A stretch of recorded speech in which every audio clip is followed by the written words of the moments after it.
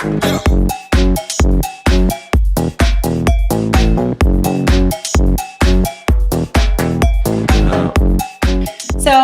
Emma, I am equally as excited to get to know you, your story. Recently moved to the US, work for a very cool company, and have a great background in the whole world of influencer marketing. So, I'm excited to just sort of like dive into a lot of different things today. So, first and foremost, welcome and how are you? Thank you. Thank you. Really good. Thank you. As you said, I've been here for about a month. Previously I was a UK employee at EA and now I'm an American employee. And we just moved down south to Louisiana. So I'm excited to be here. That's awesome. And what initiated the move? It's a big move. It's a number of factors, really. My husband's job, he's an athlete based out of Louisiana. So for him, he needed to be here. And then also, I will say a silver lining of COVID, EA has a flexible work program, which means that you can actually work in all states bar two, that we have studios. So I was very lucky that by the nature of the work I do in marketing, and the fact that I work with talent, so I don't really need to be in the studio. They were quite happy for me to move to, especially an American time zone, as most of my clients are based in the US. I'm sure that they were happy about it. But it's also nice to like have you here as well. I know that like I can only imagine that it would be like a really, really big move. So I guess I'd love for you just in your own words. It's always easy to like see people's, work history on paper, on LinkedIn, the digital paper, and sort of get a sense of like how you got to where you are today. I'd love to hear in your own words a little bit about like your journey to EA, a little bit about your background, and how you landed where you are today professionally. Okay, awesome. So yeah, to be honest, it wasn't a normal route, as I don't think there's any normal routes, but I actually started at X University doing political science. The original idea was that I would join the military. And I was signed up to the military as a reserve. Whilst at university, I became a high performance athlete playing rugby. It's a slightly different sport, but it is growing massively in the US. And I just realized that my passion laid in sports, and then it turned into sports marketing, which, to be honest, I didn't really know what it was at the time.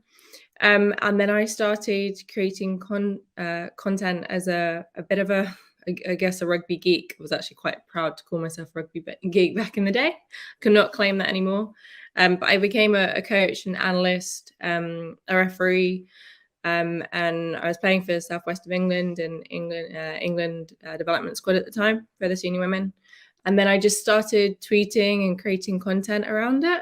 And I developed back then in so I left college in 2011. And then around then, it was just when people started realizing what Twitter was. And blogging was kind of king and queen at the time for content and the way of getting a message out. And I just developed an audience online throughout just creating content and tweeting and sharing my opinion. And then I moved into PR through more digitally, because then I could actually go into an interview and be like, okay, I have 7,000 followers on Twitter, which was pretty massive then. And I had a clout score of, I think it was 5%. So I was one of the top influencers in sport at the time in England, globally as well when it came to rugby. And yeah, I was just creating content, really enjoyed it. Was kind of known as that person that really understood the tools. And then just kept growing my expertise in regards to, I was at the PR side, then I moved into a sports agency and started looking after athletes' content, trying to get them to really understand what it was like to be a brand as a person and start monitoring their content too, and making sure they were posting the right things on social, and also doing a little bit of crisis management when things which they didn't want to reach the airways did. And then I moved to a a bigger agency where we were looking after SAP, who had at the time, they had about 36 different properties in their portfolio. And I was managing the marketing for all their sponsorship rights across from NBA, NFL, Bayern Munich, DFB, during the World Cup. There's lots of different challenges, women's tennis, and also some of their athlete ambassadors like Paula Kramer, Annie Els. There was a few different ones like that. And then some sailing, so the Extreme Sailing Series, where I managed all the content for them, and then the ICC Cricket for the Cricket World Cup, created some content online for them. In my own time, I was also still creating content and advising. Like, I did some sports policy advice in regards to basically awareness for sport, and then I was also fronting a YouTube channel at the time called The Third Half, which was a rugby show, which was really fun. But then I kind of decided after a while in agency, I also did some consultancy for Red Bull and Neymar Junior Fives, and that was all digital. And it was all influencer marketing threaded into the larger piece. And we did, that was the first time we really did gift marketing as well through creators, which is quite different. And then I moved back into in-house because I wanted a bit of a change. I was doing my master's part-time for sports marketing, and then moved into a Premier League football club. It's now Premier League. At the time it was Championship, so Division 2. I led their digital strategy. At that time, we were exploring dark social. So it's dark social influencer marketing through the likes of WhatsApp with Adidas, and creating that kind of content through creators who, what is now known globally as the Tango Squad. I was actually the first person to partner with Adidas through our department to kind of, because I was one of the few who really got it, I think at the time in football, and was like, okay, so we had creators doing skills half time on the pitch, and it was all very new back then. So that was 2015, 2016. And then I basically candidly realized that I was significantly underpaid when I started hiring some other people in my team, and had some good conversations with some senior people, the CEO being one of them, and just realized that they didn't have the money because it was Division 2 at the time. But so I started looking, and that's when I saw the role at EA came up, and it was to manage their football partnerships. So it's the whole rights portfolio for all their UK-based global football partnerships for FIFA, so Man United, Man City, which was part of City Football Group, Kevin De Bruyne, and then Premier League, Football League, so all 72 clubs in the UK. And it was ranging from creative content, it was ranging to everything. I did that for about a year and a half. I loved it. It was huge, working with athletes as creators and all the clubs as creators, and the size of Man United's channel was insane. And then I joined a new team at EA. So I moved from the football partnerships team into the talent and influencer marketing team was at the time, creating partnerships with creators. And obviously, as I had a background in it, it was a natural fit for me to so I was leading partnerships across all our sports portfolio, so FIFA, Madden, UFC, NHL, and I always forget one, but it's like a baby. At the time, it was NBA as well, which was quite a big one, which I really enjoyed because they have some really cool creators in that space. And I was also doing Sims, so Sims 4, which is a more lifestyle game, which is huge. Again, the audience there is massively engaged. It was also very, very different types of games to work with. And now recently, as I shifted back to the US, I've moved more to the NFL. And so now I purely lead North American football, which is at Madden, and then our college football franchise, which we're planning on releasing soon. It makes a lot of sense. But it's also very interesting to hear that this all started because, you were a rugby influencer. That's so, so, so cool. And how great it must be to end up where you are today, which is very related, very current, and very niche also. I assume you see the through line between it all, which is really, really cool to see. And then EA, for anybody who isn't familiar. So EA stands for Electronic Arts, and they develop and publish sports video games. A lot of our community is in a variety of different areas of influencer marketing, but we don't have a lot of people who are in the niche that you're in. I want to learn so much more. It's not an area that I'm incredibly familiar with, but I have always at least had it on my radar, because just because I'm not into it, I am very well aware of how many people are like in that world and how much money there is, how much like notoriety, and like, I mean, it's a huge area of not just influencer marketing, but culture in general. So my hope today is that you can educate me a little bit more, our audience a little bit more about that world. I think first and foremost, I'd love to hear from you. What would you say is a misconception about gaming in terms of the influencer marketing industry? The typical one is always that there's a set type of gamer, which is used to be that it's just boys in their basements or 40-year-olds in their basements with like the 30, 40-year-old virgin. The reality is 50% of our players that we call customers players are women. So Electronic Arts, we do sports games, so sports, and we also do EA games. We just acquired a mobile studio. So there is so many diverse areas that you can go into, which I don't really think people truly realize. The other ones is that only gaming brands are successful in gaming, which couldn't be further from the truth. All these different brands can communicate with people in the way they really want to communicate. And then the other one, again, is just that all gamers are the same and they all have all the same desires. And that couldn't, again, be further from the truth. Just even in our portfolio, it's different kinds of people play our different types of games. I think that's another one as well. I don't know. I would like to see our members, our community, just like open up their minds during this episode in particular to just like even gain an education on the vast extent of how many people are involved in the world that you're in on a day-to-day. I mean, we're talking about like millions of people, and some of it is US based. It's also like on a global scale. And I'd love to hear from you.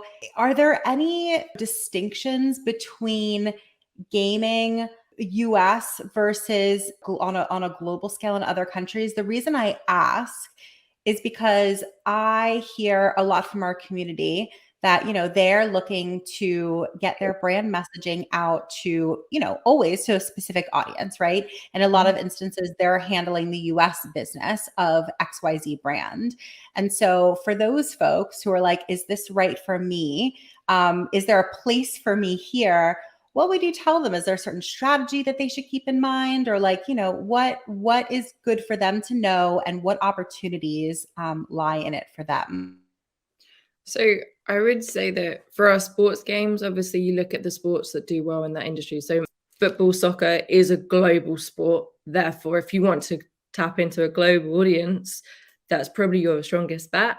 There's so many different opportunities. And then you have the layers of the pure just casual gamers. And then you have the competitive side of gaming, which is a whole new audience and growing rapidly. There are so many different audiences. It's just, as long as you know what kind of audience you're trying to tap into, then that's where you have to have the conversation with the likes of me or one of my colleagues, because there's quite a few of us that work with the different creators across the different areas, globally and locally. And I think there's about 50 of us globally that all work with creators at EA. Myself, I'm global, so I'm based in the US, but I will also work with local partners too. And then there's other people that specialize in like LATAM, or they specialize in we've got Germany or APAC, or it's all the different ones. So yeah, there's literally huge opportunity and huge chances there. And that's and I appreciate you going through it, because that is sort of the sentiment that I want to really make sure to get out there for this conversation in particular. the amount of opportunities and the like sort of like limitless opportunities to reach a variety of different people is there. And I think what's so great is that if somebody simply sees that and says, huh, like what opportunities are there? There's something there. I have to just now figure it out. Like, what's the strategy for myself? You and your team are the people that they can touch base with then. So I would love to hear now a little bit more about like your day to day, like maybe the types of creators that you work with, what types of opportunities they're working on. But also maybe even for women who are watching that are like, Emma has the coolest job. I want to learn more about what she does. Tell us a little bit more on a day to day, the type of work that you're doing. So first thing I'll say, the standard, there's no, every day is different. And also it depends on what time of year it is. So and again, since pre-COVID, post-COVID, it's significantly changed as well. Pre-COVID, I was in LA, New York, or Paris once or twice a month for a shoot, which obviously has changed quite significantly. I haven't flown since a New York fashion shoot in 2020 in January, which is quite a while now. And it's like we wanted to activate around the Super Bowl, but we couldn't get out there because of COVID and the new variant. So it's very, there are layers. So obviously we do a lot of recruitment in regards to creators and finding people that we should be working with. And by I say that should be is we just want to work with awesome people that love doing what they do. Everything we focus on is authentic, and we try to be as authentic to our brand and the creators and their content as possible. So I'll be honest, one of my biggest pet peeves is agencies tapping me up and be like, oh yeah, these are all the people I represent. And my first question obviously is, do they game? Do they play our games? So a lot of my time is spent on recruitment, meeting with agents and meeting with agencies and trying to find out who they represent. And more than just that, it's what do their creators want to create? Like we're in planning right now for the next iteration of our games, which launch between August, September time for the sports franchises that are annual. And for that, it's okay. So I'm looking at the likes of Mr. Beast. I'm looking at FaZe Clan. I'm saying, okay, how do we partner with them that makes sense for our audience and their audience? So it's that kind of conversations we're having now. We're also planning. So for our sports games, we kind of like have a set like 5 big beats that every year we kind of focus on in regards to when we reveal the covers of our games, when we launch our games, holiday, so holiday, Christmas time. Then we have some big in-game beats. So for those that aren't used to the sports games, is in our games we have different modes, and one of them for FIFA it's called FUT, Madden it's called MUT, and it's you have items of different players and you can play as different players and you can strategize and play each other at the type of football it is. In those, it's also monetizing, so you can buy these items or you can win these items for doing challenges. So throughout the year, we have team of the year, for example, or team of the season, where it's the best of the best players in the world. We kind of rank them and have that conversation. But then we obviously want creators to create content around that conversation. So it's things like that as well. And then we partner with partners of the league. But those are also the kinds of things we're creating and partnering around. And then when it comes to execution, is it a virtual event? And also another thing to mention when we work with agencies is we like to work with people that care about their creators. I just won't work with agents that I don't feel are authentic and true to what they're doing. And then also diversity and inclusion is huge for us. So before I start a campaign, I'll look through my target list with my colleagues and just make sure that we are really looking at trying to represent physically the people that play our games. So we're talking across every different type of minority, from different type of nationality and race, sexual orientation, gender. It's trying to make sure that everyone looks at our content as like, that's me. That's the aim for everything we do. And then the other types of execution, going back there, on ground. So I could be doing a shoot with 10 different creators, and we are capturing them for them to be in game, which is also a lovely piece we do. Someone like Lisa Freestyle is an ambassador I worked with for a long time. She's the biggest freestyler in the world. And then, so yeah, we capture them in bodysuits. You'll see sometimes they post it on their social just because it's really cool.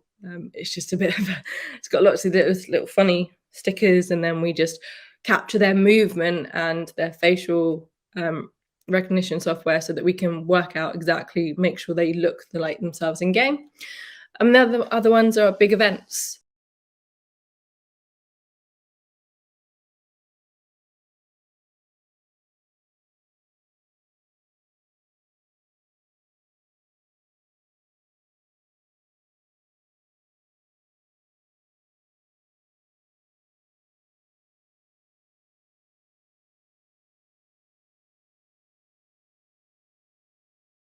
So I think it was 56 different creators that were all freestylers from across the world. So Rio was represented, London was represented, Paris was represented.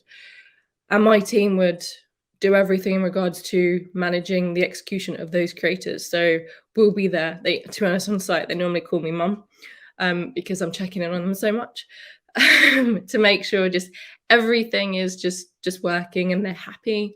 And then also it's on site, it's creating content opportunities that wouldn't normally, like we hadn't planned. So and you play event 3 years ago now, Juju Schuster and Lisa Freestyle were in the same room, and I was like, okay, well, what content can we create? She basically nutmegged him. For those that know, it's a soccer move that he just looks a little silly because she was obviously, soccer's her sport, and it was a funny piece, and it went straight. It was, the press picked it up like that, and I think it had 5 million views within a matter of hours, just because it was just a piece of random content. We had a creator and an athlete together, and people love to see it because you wouldn't normally. So yeah, there's lots of different pieces. There's obviously lots of admin too, from recapping, reporting, contracting. Yesterday I had to go through and pay 100 creators through our platform. So it's, some days is very much more admin heavy, but I'm also very lucky that we have the processes in place at EA that make it very easy for us to pay people and contract people through all the different platforms. And we have quite standard terms with how we work as well. But it's with that, I think we can be that way because creators know that we like them to be authentic to themselves. I'm not going to go to a creator and say, you have to say XXX. I'm going to say, here's the hashtags, here's the @ mentions. This is what we're trying to get to. Do it your best, be your best self, create that content. I will want to see it before it goes out for most cases. But other than that, I'm working with you because I trust you to make awesome content. So that's how we work. And there's a lot of trust involved in what we do, which is great. I love that. And I hope that I'm sure that everyone listening is like, oh, thank you for walking me through that. I think that's like, it's a broad range of things that you're doing, but like I think that's sort of like the theme of this conversation, perhaps, is that like there's so much happening in your world on such a broad scale. There's so many opportunities, and I just hope that people really take that away from this conversation today. I would love to just get a sense of like your thoughts just on influencer marketing broadly. What do you wish was different about influencer marketing? So I've come from a background where creators are, so other than obviously I came from a sport, but when I was PR side, the creators I was working with, they were a lot of mummy bloggers. Which they were literally mummy bloggers back in the day. So as a blog post, that was the target. an editorial piece. But the way the influencer market's changed in the last decade is there's a lot more reliance on people just wanting to be famous, or just wanting to be an influencer for no real reason. I know it might sound strange, but it's like I'm lucky to the fact that the creators I work with, they either love a sport or they love our games. Or so for the likes of Kin and Shipka, who I work with for Sims, she was massively relevant to our Realm of Magic campaign. And we got her to create some really awesome, she cast some spells. And she has a skill because she's an actress and she's awesome. And I was obsessed with her in Mad Men, etc. But there's so much more now. There's a shift towards just people wanting to be famous for being famous sake, which I personally struggle with.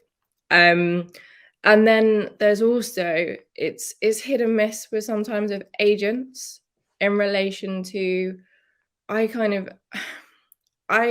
worked with some incredible agents with CAA and Loaded and some smaller boutique agencies. And to be honest, sometimes creators don't have agents, even though they have a couple of 100 million followers, they still prefer to do things themselves.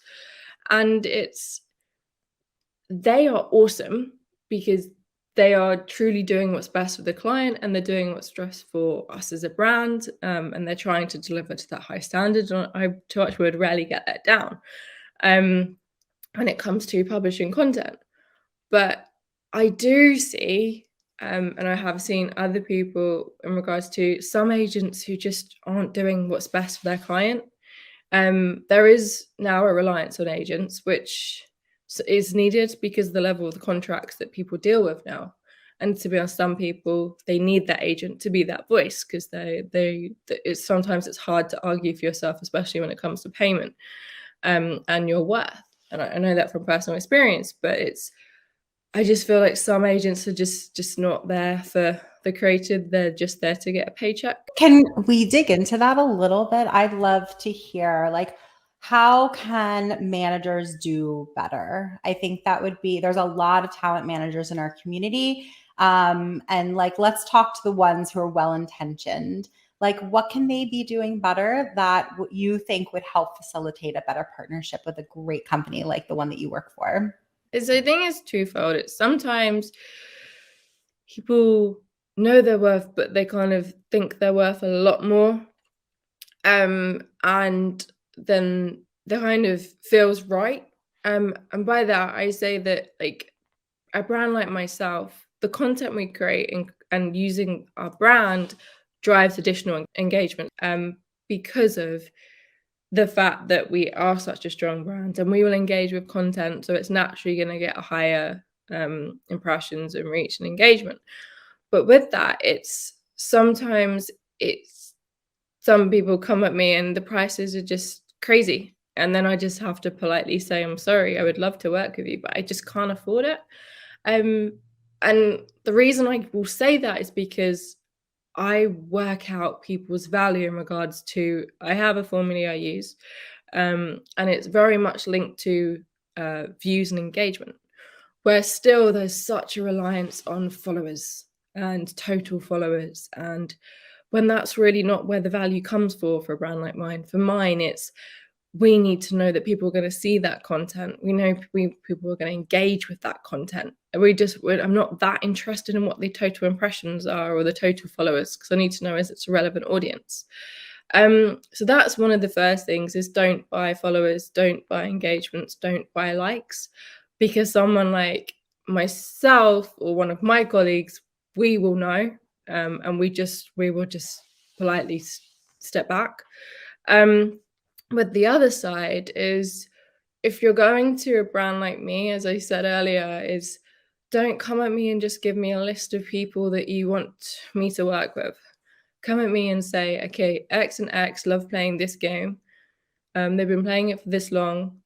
These are the kind of things they'd love to create. That to me, it makes my life easy. It makes your life easy, because it's more likely that I'm going to be like, okay, awesome. I might not come back straight away, but in like 4 or 5 or 6 months, when we actually start activating our plans, I'll think of that person just by the nature, or one of my team members will be like, okay, that person makes sense. Because we do, like, I write it all down. If someone comes at me and says these persons are up and coming, I will have a note somewhere and be like, okay, that person sounds interesting. Or I'll follow them on Instagram or TikTok and be like, okay, when I come across them again, that's really cool. But then the other side is with the impressions, and it's not coming at us. Sometimes I have worked with a few people recently. The numbers they were showing me, they were huge. And the reality of our partnership was the content did really poorly. I personally was actually quite shocked with how badly some of the content did, because I'd seen all the different channels, but then it's like, okay, so that's clearly that they've been buying likes and impressions, or they've been doing other things that agencies used to do, and I've seen agencies do it from aggregators, or running content through different networks to inflate the following, which is also quite common with in paid media world. But so I won't work with that person again now. And that agent, when he comes to me, it's like I don't really want to work with him because I don't trust that the content he's creating is true. So and we do remember it's a small industry. Like I've been here for a decade, and obviously we have WIIM, there's a group, like we do share information. So I do think you just need to be truthful. And if things aren't working and you're not getting the engagement numbers you think you should be, change your strategy. Because if the creator is awesome, they clearly do have that potential.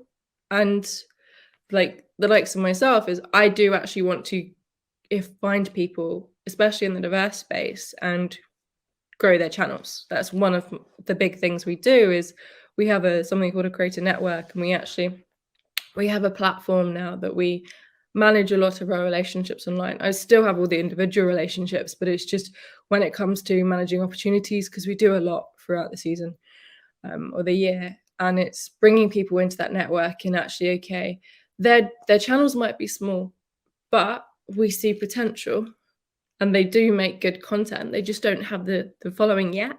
We will fuel them. We've done it a lot. Some of our biggest FIFA creators are people that were very small, and we just kept giving them opportunities and opportunities and opportunities, so to help them grow. Like KSI was a EA creator. That's how he started. He got famous for actually saying not so nice things about FIFA. That's how he got so famous in the start. And it's like the Sidemen, who's his friends, they're all big EA creators because they've been creating for us for a long time. And then the other side of it is just make sure your creators are doing the right things, doing the adverts like hashtag sponsored by EA for us, or just hashtag this, just making sure you're doing the right things. And if you say you're going to do something, do it. And be prompt when it comes to recaps. I know it's painful getting Instagram story captures, but that's what we need to see, because that's how we prove that that creator did what we said they would do to our leadership team. We're at 72 hours. It was just little bits like that. It's just being a good partner, to be honest. It's all about relationships and building trust, and building the sentiment that like we are partners. And so all of these to me are like best practices. It's really important to have empathy for the person on the other side of that partnership, to know, like, if I were your partner, I'd be like, I want you to look great to everybody else that you're reporting to. I appreciate everything that you just shared. I think our last question for today, and I'm very excited to hear from you. It's more about yourself as a professional, having been in the industry now for 10 plus years. If you could go back in time, what advice would you give yourself 10 years ago? I would always say that to have more confidence in myself and my own abilities. I wouldn't say I've done some poor career moves through my time, but it's because everything is a learning. But I feel like sometimes I should have just backed myself more.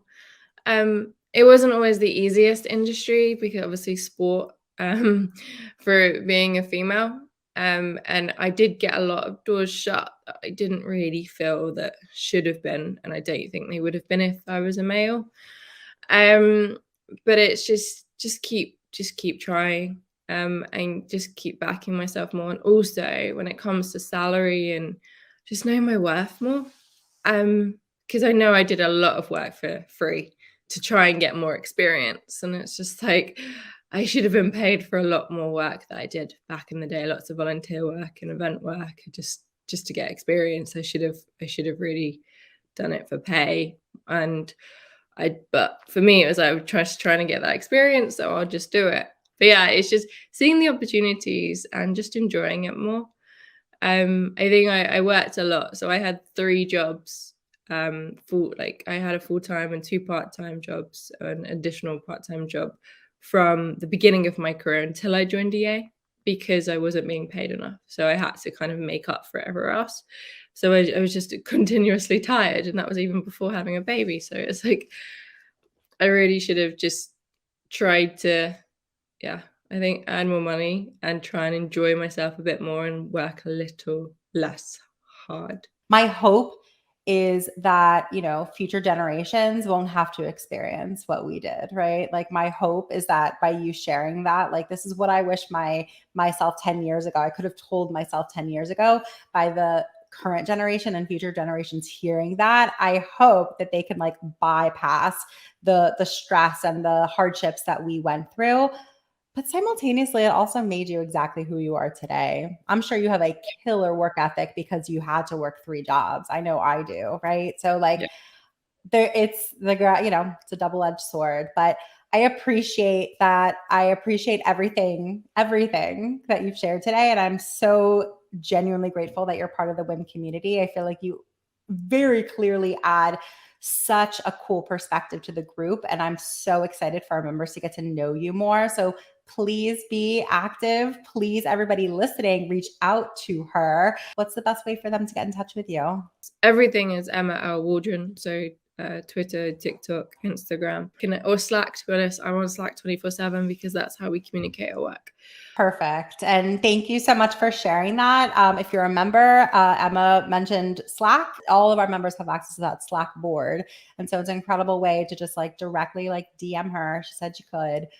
We'll list all of that in the show notes to this episode here. But thank you so much for joining us today. And we will see everybody else next week. Thanks, guys.